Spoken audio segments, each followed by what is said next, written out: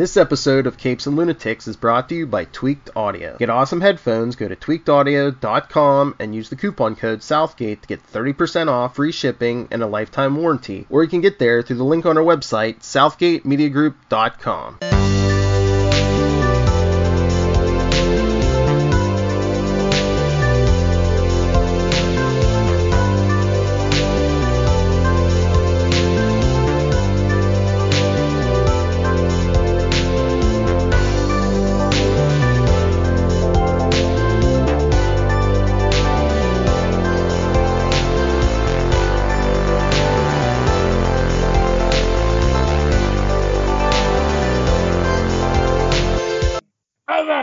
Hearties, and welcome once again to Full Stream Ahead. I am your host, your captain, Charlie, the Professor Esser, and with me as always is me first mate, me skinny rich friend. It's Mozz. Hey Mozz, welcome to the show once again. Welcome back to Full Stream Ahead. Me and Mozz are currently going through that first season of The Mandalorian. Tonight's episode, Chapter 4, Sanctuary. The Mandalorian teams up with an ex-soldier to protect a village from raiders. Bryce Dallas Howard is our director of this episode. Jon Favreau is, of course, our writer, as well as our created by, and, of course, based on characters by George Lucas. Pedro Pascal is our Mandalorian. Cara Dune is Gina... Carano. I'm sorry. Yeah. Gina Carano is Cara Dune. Julia Jones is Omera. Isla Ferris is Winta. And Asif Ali is Caven. Eugene Cordero is Stoke. Huh. That's interesting. Alrighty. Moving right along. Oh no, I'm thinking Snoke. Never mind. So this is, and again, this is your classic Western. The classic Western story. Stranger rolls into town. And Small. Mr. Mandalorian, we need your help. But first, of course, he works with Cara Dune.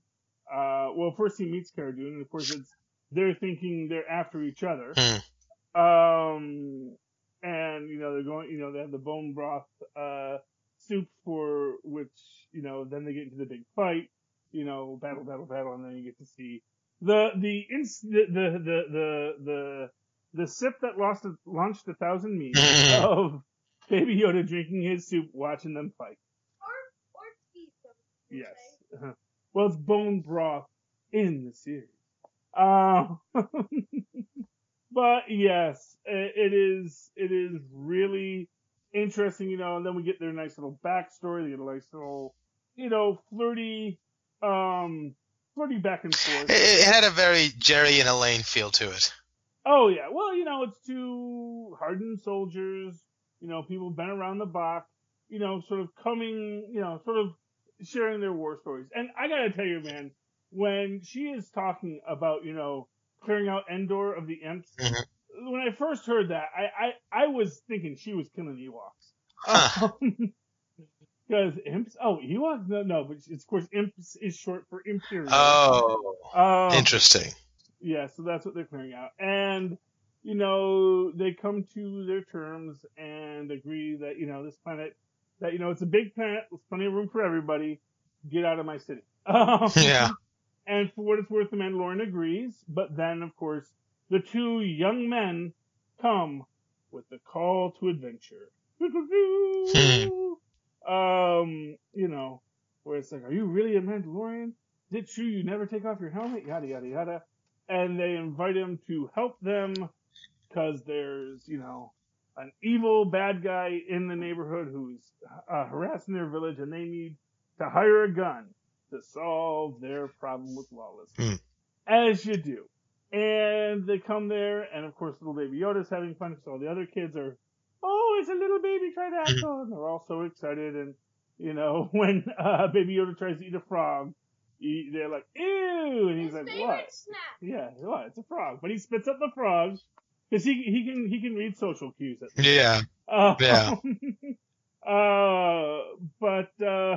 Actually, that always bothered me. I didn't like Baby Yoda feeling shame over eating the frog. I don't know if it was shame. You Baby Yoda. Like, you eat that frog. Right, but he is wherewithal. He has the wherewithal to understand that, he's getting all this adoration from all these kids, and he would lose it. And they sort of, I thought it was kind of clever even.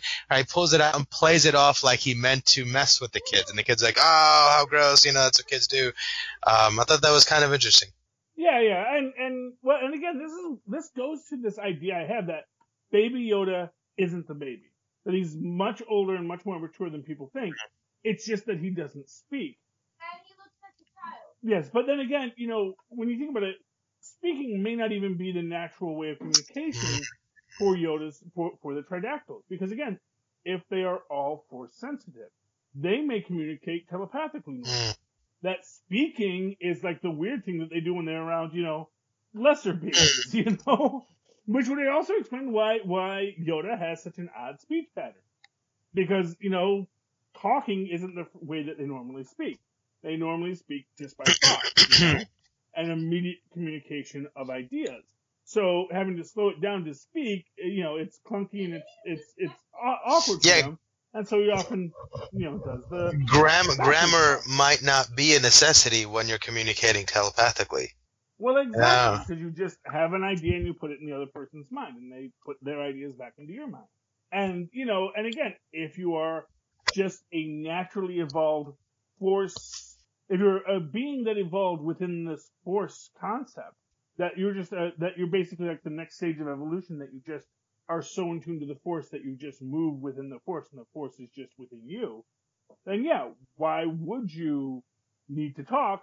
Why would you need to bark like a dog when you can communicate normally with your mind? Right. But and in this situation, he can see how people are reacting. He can see how people are, and he is adapting to the social cues. Which again, to me, says he's much more mature than you think. He is 50 years old. He can walk and communicate and feed himself. He's not really an infant. He is probably, maybe you can say he's like an adolescent. Yeah, because I'd say, he has certain understandings, but I think, if he knew what his situation was, why didn't he try to get away from the doctor when the Mandalorian dropped him off? He just went along with it. I think certain things about him still are, he is helpless in many ways. He has his abilities that he's very good at that are very advantageous in this environment, but he is still, I think, helpless. Yeah, well, what it is I think that when he tries to overuse his Force, it can exhaust him, and it takes a lot out of him. So, for example, when he lifts the Mudhorn, he falls down. Right, but he also allows, the people that are gonna do bad things to him to just take him. Well, yeah, but he also might not have had the energy to really take him out. He might have still been recovering, is the idea. And again, it might not always be as straightforward, because again, if he is only naturally Force sensitive, that's the thing. So it's like he may be a toddler to the Yoda species, because his ability to manipulate the Force is still very basic, but that doesn't mean intellectually he's a toddler. Right. Well, it's sort of like, and you think about it, you think about like Vulcans. Vulcans go through that teenage adolescent period, but when they're 10 years old, they're actually way smarter than your, a full-grown adult human. A 10-year-old Vulcan is, as much a super genius as, the smartest human being, and then it just goes up from there. So he could be as mature and intelligent as a 50-year-old being, but his ability to use the Force is still very pedestrian compared to other tridactyl species.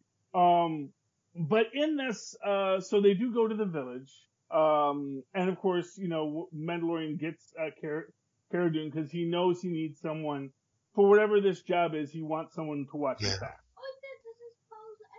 Oh, that's Poe's X-Wing? Okay. Yes. It's the black. I just got the shiny new armor. Yeah, well, he's got the shiny new armor. Oh, although, man, I forgot to mention in the last episode, that was my favorite thing when Greef Karga gets shot and it hits the best. Yeah. Just goes to show you that's good stuff, man. That Beskar. It'll save your life. But, once they, so they're there to protect them, and then they realize they have the AT-AT. Or the ATS, actually, because it's the half AT-AT. It's the, all-terrain, I forget what the S stands for, but, the big snow walkers are the AT-ATs, and this is the AT-AS, I believe. ATAS. Yeah. It's not the Imperial, the four-legged one is usually called the Imperial Walker. I forget what they call the two-legged one that you get, and this is the ones that they had in Endor, which also shows why Cara Dune knows what those are, and knows how dangerous they are. Play what? Oh, the Star Wars game? Yes, I know. We gotta work on that. Get all these age restrictions on, like, when you're using the PlayStation 4 community, so. It's a bear. Any kid put in his real age, those darn coppers are camping his style. We're gotta figure out how to fix that. Anyway, but yeah, so they know it's there, and of course, Cara Dune is like, leave, this is a big planet, they're giving you trouble, leave, and also makes the point, you didn't tell us that this is what we're going up against. You said we were roughing up some bad guys. These are bad guys. Bad guys who live in the woods. Yeah. Well, bad guys that, as I said, have a tank who, and again, it goes to that idea, after the fall of the Empire, there's just super weapons laying around. And what I find fascinating is, like, they have it, but they don't necessarily know how to use it. Right. And, of course, we get a nice little throwback to the Ewoks here where everyone's like, well, we want to stay and fight, You can train us how to fight. You can train us how to be warriors, too. Although, clearly, the one girl, who's the one who says she knows how to shoot, I get the feeling she did some time in the rebellion. Yeah, you can see she has nerves of steel, right? I love, that's what was one of my favorite parts of this episode, is right the intro to that girl, where she goes in, runs to save her daughter, and then puts that little basket over their heads and just stays completely silent and keeps her calm enough to let the dog creatures walk away. I thought that was so cool. Yeah, like as you said, it's really great. We get a nice little training montage scene, classic, teaching the townsfolk how to fight, and it's like, okay, no, the pointy end is what you want to stick with. And they use that move to get the guy at the end. I thought it was great. Yes. And, they dig the trench because, like all classic super weapons, it can't go down. But then, and that is one of the things I love about this, is they do lure it, but they're smart enough to know we're not going to lure us into this trap. Yeah. Where they go to the edge and then they don't cross it. And they're like, oh, we got to get them to cross. Otherwise, we're sitting ducks here. They have to draw it out, and they do have to get they do eventually shoot them. And it's just a great fight and a war scene, and it is what you love in this space cowboy universe. This idea of, we're getting together, we're going to save our town. And this is, like I said, this is such a classic Western Seven Samurai kind of story, where it's like, we need to get someone to come in. It's, you can say it's like Shang, like Seven Samurai, The Magnificent Seven. Or Kung Fu, the series. All sorts of, yeah. There's so many stories that are like this. That is the idea of, we need to get someone who can fight for us. Battle Beyond the Stars is actually my favorite interpretation of this. I don't know if you ever saw that one, but it's a really good one. Yeah, it's basically Seven Samurai in space. With John Voight, I believe, as like the world's greatest assassin who can't leave his planet because he's wanted in every single he's wanted. He has the death sentence on every single planet in the or in the galaxy, and the only thing so he has more than enough wealth, as he says, to buy a planet twice over, but he can't leave, and basically says, all I can offer you is a warm meal and a place to stay. And says, that's actually what I need right now. I need a place where I can be safe and I can liquidate my assets. So, sounds like the original Rick Sanchez. Yeah, it's a pretty good. I like it. It is kind of a cheesy 70s science fiction film. It is definitely people who said, oh, we could make a space western. Just like the original Star Wars, so it comes out after Star Wars, and it's, their attempt to make Star Wars as a thing, and they take classic Western, classic Japanese film, Seven Samurai, Magnificent Seven, and sort of build up that idea of of going out to find the people that can defend your planet because your people are pacifists and can't do it yourself, So I do love that as an idea. I love that as a way to frame the story, and I love how it gets executed. And we get some good Mandalorian lore in this too, especially with the idea of taking off your helmet, because you can see that this is like and it's kind of almost how people have almost profane curiosity about this in Mandalorian. Like, so do you ever take it off? And like, Yeah. And yes, they ask, well, when was the last time you take it off? And I like what he says. I took it off last night. Because obviously I have to take it off when I eat. Right. I can't eat through this thing. I got to take it off if I'm going to eat. But that Mandalorians never take it off in the presence of another living thing. I guess the reason for that could be because only one comes out at a time. So if you ever took your helmet off, you could see that it's someone individual, or like you could tell that it wasn't the other person or something. Well, I actually have a fan theory for this. So this is my fan theory for this, which is that and again, I don't know if it is canon, but the idea that the Mandalorians wearing Beskar is something that they developed when they first went to war with the Jedi. Because first the Mandalorians went to war with the Jedi, then they went to war with the Empire. Because Mandalorians don't like being told what to do, and both the Jedi and the Empire like to tell people what to do. So when the Jedi came, the Mandalorians were like, nope, we're not going to listen to you. And the idea, my theory is they developed Beskar metal because it would block the Force from manipulating. Oh! That's my theory, and that would also be why they never take off their helmet. Because if you take off your helmet, suddenly you got a Jedi saying, why don't you shoot yourself in the head? Yeah. And you're like, that sounds like a great idea, and that's how the Jedi could wipe out like entire platoons of people if they wanted to. That would also mean that Yiddle can't do his mind tricks on him. That would imply that, yes. If my fan theory, now that's just my fan theory. That's not canon in any way. But it seems like a really logical idea that. Now, yes, Beskar can block just whatever. So did Magneto's helmet already exist in the universe when Star Wars came out and Beskar metal was invented? That might be the case. Who knows? If he had some Beskar armor on his neck, yeah. The problem is, the more armor you put on, the more restricted your movements are. Tristan was saying that if Jango Fett had basically a Beskar metal collar, the lightsaber wouldn't have taken off his head. But, the problem is that, the heavier armor you put on, the less ability to move. And the neck area is the entire reason every batsuit ever put on film has been problematic, because it's hard to turn your head. And if they're fighters, and their agility and their mobility is probably paramount, and probably can't have something around their neck that way. Although maybe they could come up with something that was convenient. I don't know. Well, it's like you either have the vulnerability or you have the motion, and that's just the way it works. I get. It's an interesting thing. The legend of Achilles. How he was invulnerable except for, the back of his heel.